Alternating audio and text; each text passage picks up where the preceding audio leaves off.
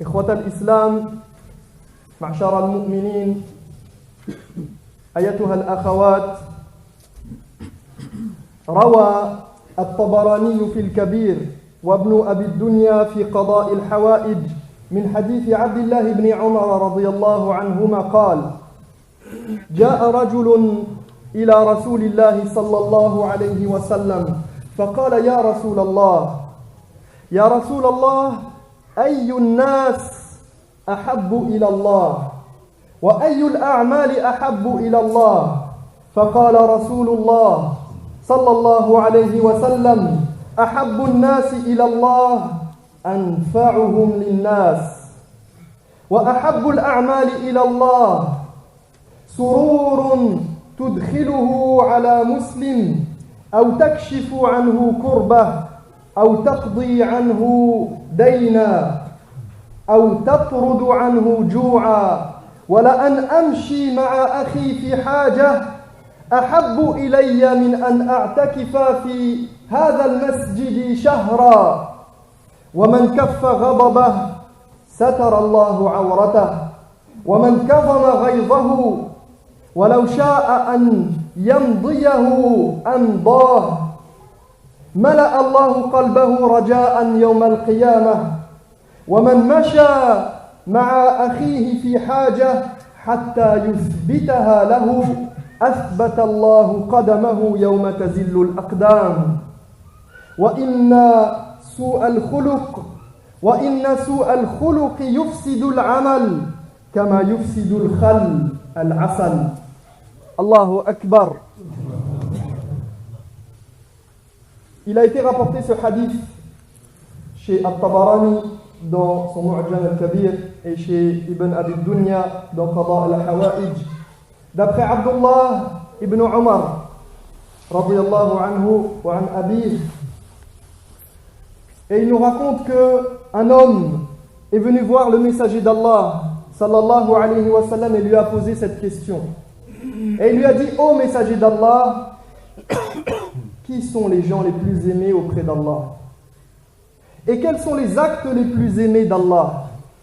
Alors le prophète sallallahu alayhi wa sallam de lui répondre: le plus aimé d'Allah parmi les gens, c'est celui qui est le plus utile pour les gens.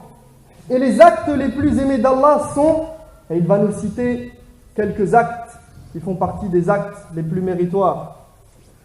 Alors il dit que tu fasses rentrer la joie dans le cœur d'un musulman. Que tu fasses rentrer la joie dans le cœur d'un musulman. Que tu le soulages d'une peine. Que tu rembourses une de ses dettes à sa place. Ou que tu repousses sa faim. Et il ajoute ensuite: marcher aux côtés de mon frère lorsqu'il est dans le besoin est encore mieux à mes yeux que de rester en retraite spirituelle durant tout un mois dans cette mosquée. Puis il dit: quiconque contient sa colère, Allah cachera ses défauts.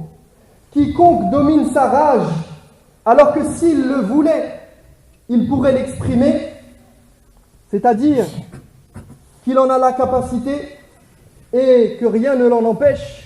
Quiconque domine sa rage, alors que s'il le voulait, il pourrait l'exprimer, eh bien Allah emplira son cœur d'espoir au jour de la résurrection.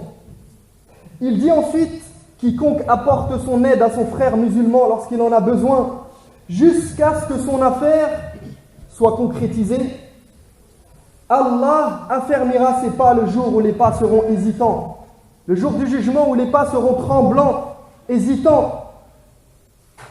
Alors Allah affermira ses pas. Et il conclut en disant: et le mauvais comportement corrompt l'acte. Le mauvais comportement corrompt les actes à la manière du vinaigre. De la même manière que le vinaigre corrompt le miel, le mauvais comportement corrompt les actes. Inna an-nabiyya sallallahu alayhi wa sallam يبين لنا في هذا الحديث العظيم الجامع لأنواع الخير وخصال البر أن أحب الناس إلى الله أنفعهم للناس فكلما كثر نفع العبد لإخوانه المسلمين وللناس عموما كلما ازدادت محبة الله له وكلما نقصت منفعة العبد لإخوانه المسلمين كلما نقصت محبة الله له. Dans ce hadith extraordinaire qui réunit les différentes formes de bien, qui regroupe les caractéristiques de la bienfaisance, le prophète sallallahu alayhi wa sallam nous explique que le plus aimé d'entre nous tous auprès d'Allah subhanahu wa ta'ala, le plus aimé d'entre les croyants, de ceux qui bien sûr s'acquittent de leurs devoirs obligatoires, qui font la salat, la zakat, le hajj, eh bien le plus aimé d'entre eux, c'est celui qui sera le plus utile à sa communauté, le plus profitable aux gens. Ce n'est pas suffisant que tu fasses tes 5 prières à la mosquée. Ce n'est pas suffisant que chaque année tu partes pour la Umrah ou pour le Hajj. Ce n'est pas suffisant que tu donnes ta zakat. Il faut en faire plus pour ta communauté si tu veux être encore plus aimé d'Allah subhanahu wa ta'ala. Plus tu seras utile, plus tu seras aimé d'Allah. والنفع أيها الإخوة أيتها الأخوات لا يقتصر على المادي فقط ولكنه يمتد ليشمل النفع بالعلم والنفع بالرأي والنفع بالنصيحة والنفع بالمشورة والنفع بالجاه وبالسلطان ونحو ذلك فكلما استطعت أن تنفع به إخوانك المسلمين فنفعتهم به فأنت داخل في الذين يحبهم الله. Être utile aux gens ne se limite pas au matériel, mais cela englobe l'utilité qu'on peut avoir envers sa communauté par la connaissance, par l'expérience, en donnant son avis, un conseil sincère et loyal, par la concertation, par la notoriété, par le prestige et le pouvoir qu'on peut avoir dans la société. Ainsi, à chaque fois que tu te rends utile pour ta communauté, quelle qu'en sera la forme, tu rentreras dans ce qu'Allah subhanahu wa ta'ala aime le plus. فإذا كنت أحب الناس إلى الله فتلك منزلة عظيمة جدا.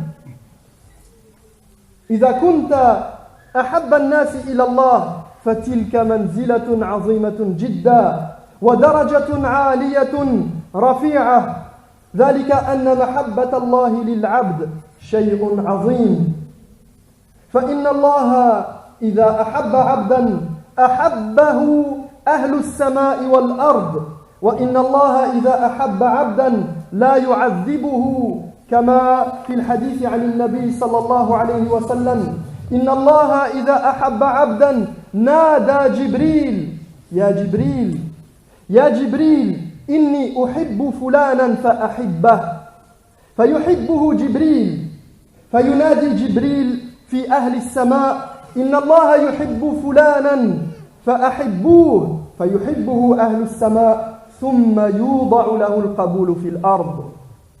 الله أكبر. أخي الكريم أختي الكريمة, imagine que tu sois le plus aimé d'Allah, la plus aimée d'Allah. N'est-ce pas là une distinction des plus honorifiques? N'est-ce pas là le plus haut degré et la plus belle place? Parce que l'amour d'Allah pour son serviteur est une chose inestimable. Car lorsqu'Allah aime un de ses serviteurs, l'ensemble des habitants qui peuplent les cieux et la terre se mettent à l'aimer. Et lorsqu'Allah aime un serviteur, il ne le châtie pas. Le prophète sallallahu alayhi wa sallam a dit, lorsqu'Allah aime un serviteur, il appelle Jibril, l'ange Gabriel, Jibril alayhi salam, l'ange le plus honorable, le porteur de la révélation. Il l'appelle et lui dit, Ya Jibril, oh Jibril, j'aime un tel, alors aime-le à ton tour. Et Jibril se met à l'aimer. Ensuite, Jibril convie les habitants du ciel et il leur dit, Allah aime telle personne, alors aimez-le à votre tour. Ils se mettent donc à l'aimer et il reçoit l'agrément des gens sur terre. Il reçoit l'agrément des gens sur terre parce que Allah subhanahu wa ta'ala l'aime, parce qu'il a fait les causes pour être aimé par Allah subhanahu wa ta'ala. Aqulu qawli hadha wa astaghfirullah li wa lakum fastaghfiruhu innahu huwal ghafurur rahim.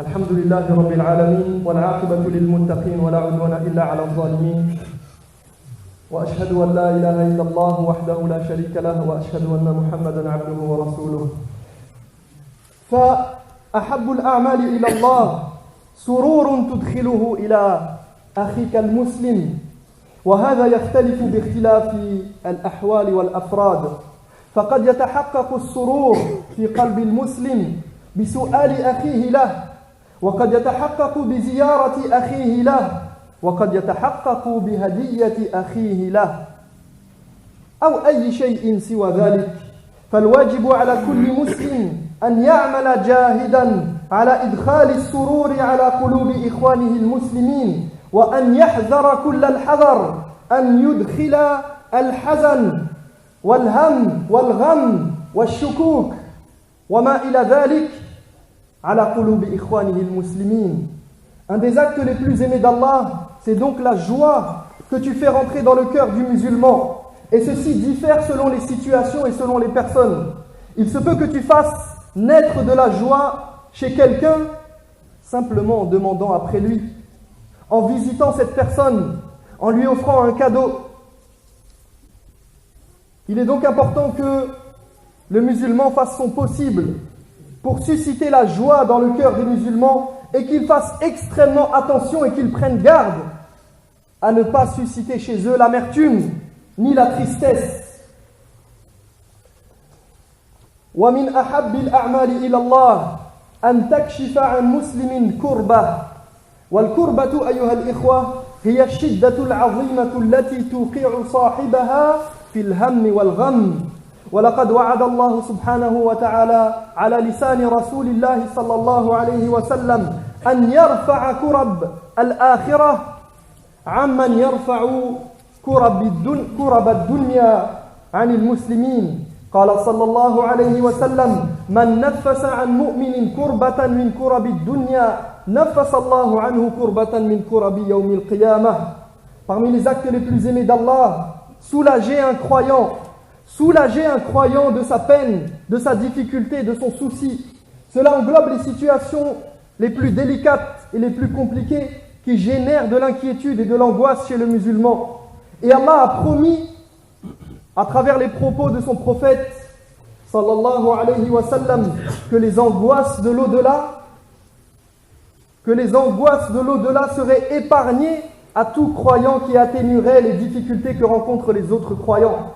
Le prophète sallallahu alayhi wa sallam a dit « Quiconque soulage un croyant d'une difficulté en ce bas monde, Allah le soulagera d'une difficulté au jour de la résurrection. » ومن أحب الأعمال إلى الله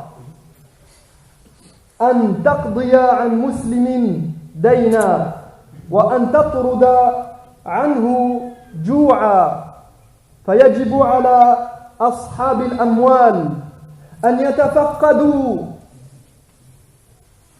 أصحاب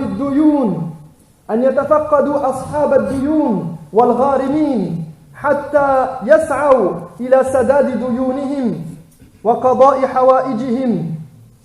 قال صلى الله عليه وسلم ليس المؤمن بالذي يشبع وجاره جائع إلى جنبه.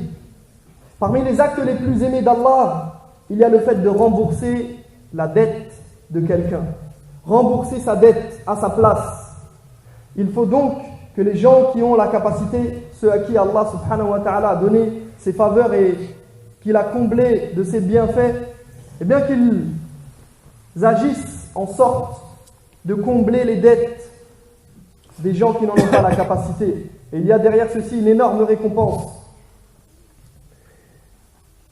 Parmi les actes les plus aimés d'Allah, repousser la faim de celui qui n'a pas trouvé les moyens de se nourrir, de celui qui éprouve la faim et la soif. Nous sommes à la fin de Ramadan, au sortir d'un mois éprouvant, 18 heures de jeûne chaque jour. On commence à comprendre un petit peu ce que c'est que d'avoir faim et soif.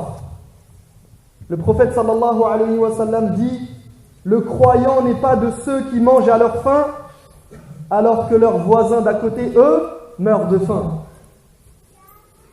Le croyant, il n'accepte pas de se remplir le ventre et de manger à sa faim alors que son voisin juste à côté de lui n'a rien pour se nourrir. وَلَأَنْ أَمْشِي مَعَ أَخِي الْمُسْلِمِ فِي حَاجَةٍ أَحَبُّ إِلَيَّ مِنْ أَنْ أَعْتَكِفَ فِي مَسْجِدِ هَذَا شهر في مسجد من؟ في مسجد رسول الله صلى الله عليه وسلم. والصلاة في هذا المسجد بكم؟ ب1000 صلاة، ب1000 صلاة من غيرها من المساجد.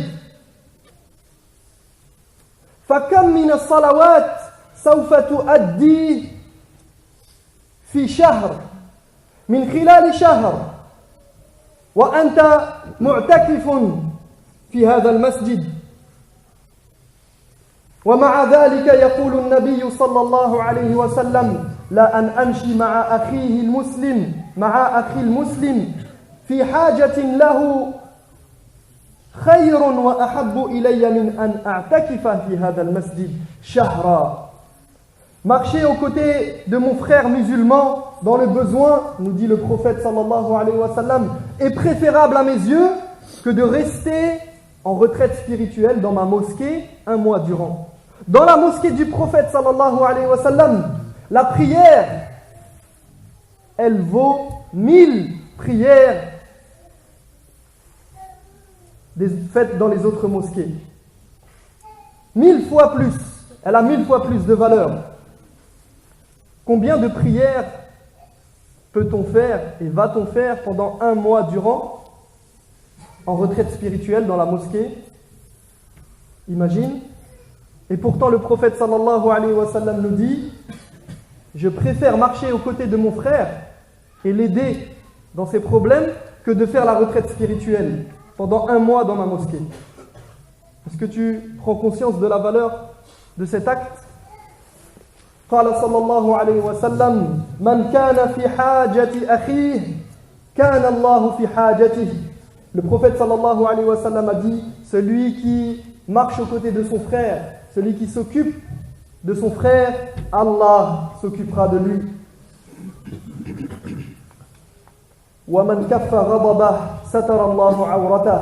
Quiconque contient sa colère, Allah cachera ses défauts. ومن كظم غيظه ولو شاء أن يمضيه أمضاه ملأ الله قلبه رجاء ورخاء ورضا يوم القيامة. Quiconque domine sa rage alors que s'il le voulait il serait en mesure de l'exprimer, Allah emplira son cœur d'espoir et de satisfaction au jour du jugement. ومن مشى مع أخيه في حاجة حتى يثبتها له يعني حتى تقضى حاجته أثبت الله قدمه يوم تزل الأقدام. Quiconque aide son frère dans son affaire jusqu'à ce que son problème soit résolu, Allah raffermira ses pas le jour où les pas seront hésitants. وإن سوء الخلق يفسد العمل كما يفسد الخل العسل. Et le mauvais comportement corrompt les actes comme le vinaigre corrompt le miel. Lorsque ton comportement n'est pas exemplaire, n'est pas celui du prophète sallallahu alayhi wa sallam, eh bien sache que tu diminues la valeur de tes actes, de tes actions, de tes adorations. Alors fais ton possible pour que ton comportement soit des plus exemplaires. Allahumma taqabbal minna, Allahumma ighfir lana, Allahumma qdi an ikhwanina al-muslimin hawaijahum اللهم تب علينا، اللهم اغفر لنا، اللهم ارحمنا، اللهم اعف عنا، اللهم إنك عفو تحب العفو فاعف عنا.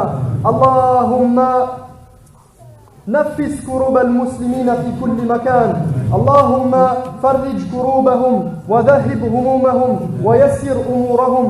اللهم اجعلنا من الذين يستمعون القول فيتبعون أحسنه. اللهم اجعلنا من الراشدين، وتقبل الله منا ومنكم صالح الأعمال. وعيدكم مبارك، وبارك الله فيكم وبارك الله لكم وجزاكم الله خيرا.